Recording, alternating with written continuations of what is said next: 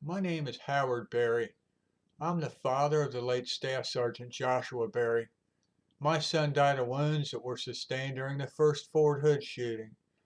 For those of you that don't remember, that shooting took place on November the 5th of 2009. Nadal Hassan murdered 13 and he wounded 32. Did you know that 5 of the victims were from Wisconsin? 2 were killed, 3 were wounded.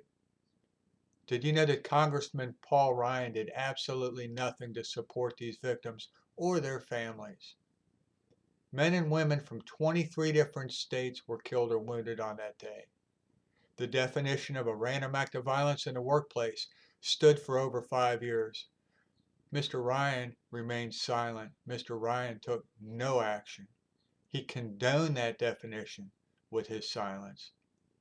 And I don't understand how he could turn his back on the folks from his own state. I don't understand how he could fail to support veterans at a time when they definitely needed someone to lead from the front. I visited Washington, D.C. twice, 2013 and again in 2014, seeking support for H.R. 3111, honoring the Fort Hood Heroes Act. This legislation simply told the truth. It called the shooting what it was, a terrorist act. There were provisions in there for the families and those that were affected from the shooting. Mr. Ryan did not sign on as a co-sponsor. Ultimately, there were 225 members of the House that signed on, and he was absent. And I don't understand whether he supports vets or not. It appears that he could really care less about them.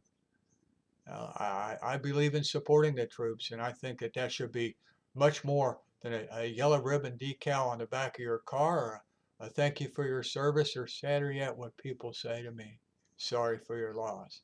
I believe it should be an action. And I absolutely feel that the lack of action from Paul Ryan clearly shows the lack of character and compassion that's sorely missing. And I believe it's necessary to lead our country. And I honestly, I'm asking the good people of Wisconsin to go ahead and take a look at the facts and ask him some of the questions that he has not answered. God bless. I miss my son.